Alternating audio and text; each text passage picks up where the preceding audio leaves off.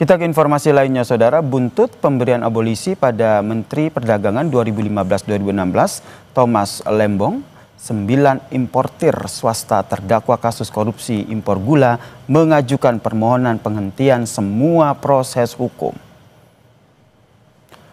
Kuasa hukum 9 terdakwa Hotman Paris menilai dalam Kepres abolisi dijelaskan untuk menghentikan seluruh proses dan akibat hukum, pemberian abolisi seharusnya dilakukan menyeluruh. Pasalnya para pengusaha yang menjadi terdakwa yang menjalankan tugas dari Tom Lembong yang waktu itu menjabat sebagai Menteri Perdagangan.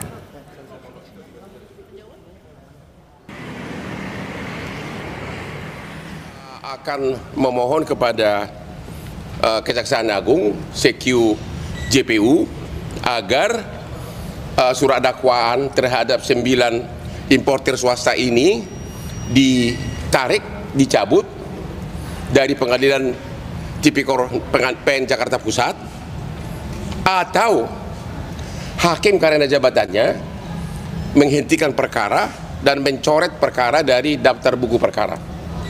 Itu permohonannya. Pres tentang abolisi Tom Lembong jelas-jelas disebutkan menghentikan semua proses hukum dan akibat hukumnya. Ingat itu. Proses hukum apa? Ya kasus gula.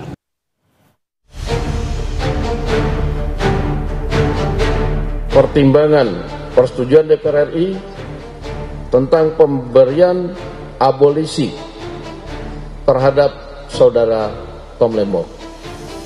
Persetujuan atas dan pertimbangan atas surat Presiden nomor 42/07/2025 tanggal 30 Juli 2025 tentang amnesti terhadap 1.116 orang yang telah terpidana diberikan amnesti, termasuk saudara Hasto Kristianto.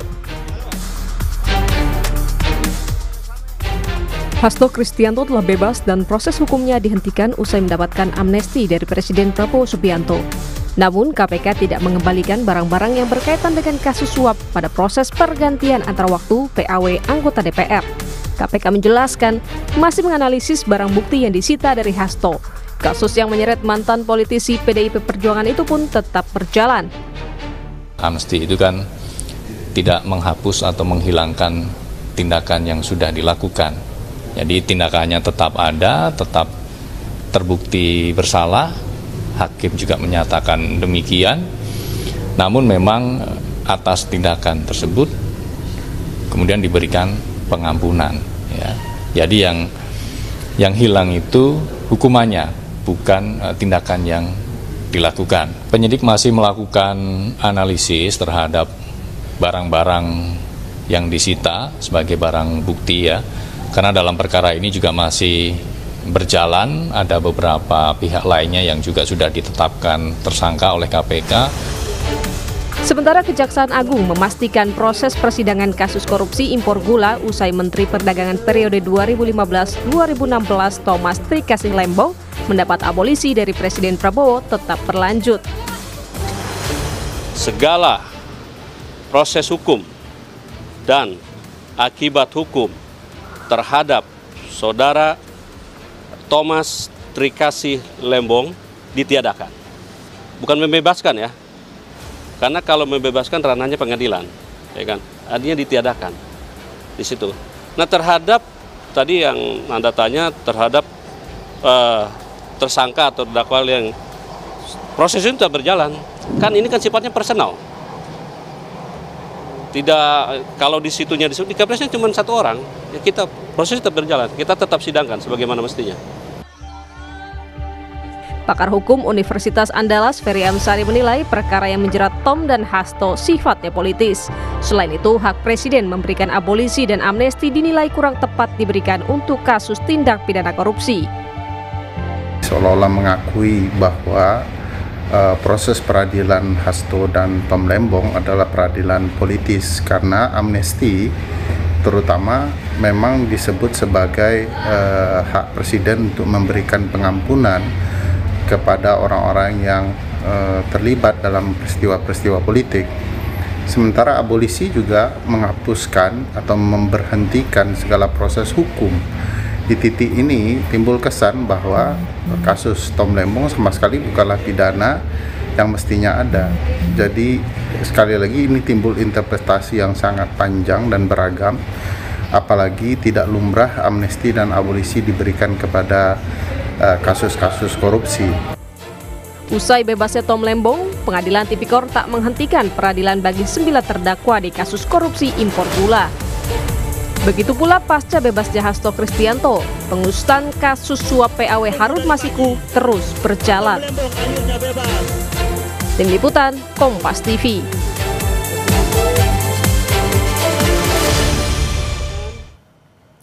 Abolisi untuk Tom Lembong dan amnesti untuk Hasto Kristianto tidak otomatis menyetop proses hukum korupsi impor gula dan juga kasus Harun Masiku. Lalu bagaimana Kejaksaan ataupun KPK menyiapi kelanjutan kasus ini? Kita bahas bersama dengan mantan Komisioner KPK Bang Saud Situmorang yang telah bergabung bersama kami di Kompas Petang. Bang Saud, Anda melihatnya seperti apa nih? Setelah Hasto dan juga Lembong bebas, bagaimana kemudian kelanjutan baik kasus suap Harun Masiku dan juga kasus impor gula yang saat ini masih berjalan? Bung Yansir, kita jangan lupa ya bahwa Indonesia dapat indeks persepsi korupsi 37 saat ini, which is itu sangat jauh di bawah target-target kalau kita mau pertumbuhan ekonomi dengan baik. Sebagaimana kita ketahui 9 lembaga yang mengukur indeks persepsi korupsi ini mereka masing-masing lagi mengamatin nih, pasti. Apakah itu World Economic Forum, Economic Intelligence Unit, Varieties Demokrasi, Political Economic Risk Consultancy, 9 lembaga itu pasti saat ini lagi ngelihat ini kebijakan yang pemerintah Indonesia ini terhadap kasus yang disebut sebagai kontraproduktif karena ada kaitan dengan korupsi. Mereka akan detail mengamati kasus ini. Pasti mereka akan mengamati Lembong case-nya seperti apa dan kasusnya Hasto seperti apa. Nah, kalau kita memahami konstruksinya, Lembong diberi abolisi itu clear. Bagaimana dia mulai menjabat 2015 sampai 2016 itu, apa yang dia lakukan, dia melaksanakan executive order. Agak berbeda dengan kasus yang dialami oleh Hasto. Nah, oleh sebab itu kita clear dulu. Ini analisis boleh salah, boleh ini. Tetapi apakah hukum menjadi lebih pasti? Apakah hukum menjadi lebih adil? Apakah hukum menjadi lebih bermanfaat di dalam dua kebijakan yang diambil oleh Presiden? Pertama, kalau kita lihat bahwa apapun putusan yang dilakukan itu kan pernyataan resmi dari dalam hal ini Mensesnek kan udah menjelaskan bahwa kedua kasus ini bukan diartikan kita tidak kontroversi dengan pemberantasan korupsi, karena dia menegaskan di situ dalam statementnya. Tetapi beliau mengatakan bahwa ini kasus ini lebih kepada politik. Nah, sekarang saya tanya, politiknya siapa? Politiknya Prabowo atau politik pemerintah sebelumnya? Nah, oleh sebab itu saya katakan ini resiko indeks persepsi korupsi tetap di 37 atau kemudian naik 1 atau kemudian dia akan turun 3. Itu kita lihat nanti ke depan. Sekali lagi saya katakan, kita mengingatkan 9 lembaga ini lagi mengamati case ini secara detail. Tetapi kalau kita melihat konstruksi kedua kasus ini bisa jadi stagnan ya, kosong-kosong gitu. Oke, jadi menurut Anda stagnan ya? Ya, jadi karena menurut kenapa? Anda Lembong ini gimana Mas? Maaf saya potong Bung Saud. Jadi menurut Anda apakah ini masih akan terus berjalan? Karena kalau tadi kita lihat keterangan dari Kejagung maupun KPK mereka menyatakan bahwa proses hukumnya masih terus berlanjut. Pertanyaannya, penanganannya akan seperti apa? Ya, kalau kita masih bisa juga berdebat dalam kaitan bagaimana 8 pengusaha yang di kasus Lembong, kemudian bagaimana yang melarikan diri saat ini yang masih dicari-cari oleh yang terkait dengan Harun Masiku. Jadi sekali lagi kalau peristiwa pidananya, saya selalu mengatakan, saya menegaskan peristiwa pidana dalam kaitan yang kita sebut sebagai menghalangi penyidikan atau apapun yang disebut terkait dengan suap, itu juga kan sebenarnya kaitannya dengan apa yang disebut oleh varietas demokrasi. ketika itu kan KPU itu sudah diperintahkan oleh MA untuk melaksanakan putusan bahwa DPP PDI boleh menentukan siapa saja, which is itu tidak dijalankan oleh KPU, kemudian terjadilah peristiwa suap itu. Nah, bukan berarti kemudian tidak ada suapnya, tetapi sebab akibatnya yang menurut saya kembali lagi kalau kita lihat ke depannya. Untuk kasus Hasto tentu Harun dia akan masih dalam proses lebih lanjut. Tetapi untuk kasus Gula 9 itu masih dipertanyakan. Itu yang saya bilang kembali lagi, kita harus duduk baik-baik menjelaskan. Jangan lupa supaya dunia internasional bisa melihat, oh ini loh bahwa pertimbangan bisnis is bisnis. Karena kalau kita lihat 9 yang ditunjuk untuk melaksanakan import gula, which is memang dalam sejarahnya kita tidak pernah kekurangan gula. Itu memang perdebatannya cukup panjang. Tetapi saya kembali menekankan, kita minta hakim yang melihat ini nanti supaya tidak lagi dipengaruhi oleh framing. Anda Yasir kalau lihat persidangan Tom Lembong itu hakimnya sangat-sangat memihak. Sangat-sangat memihak 3 hakim itu. Oleh sebab itu nanti biarkan mereka melihat, biarkan kemudian juga pihak kejaksaan untuk melihat kembali apa tuntutan-tuntutan mereka.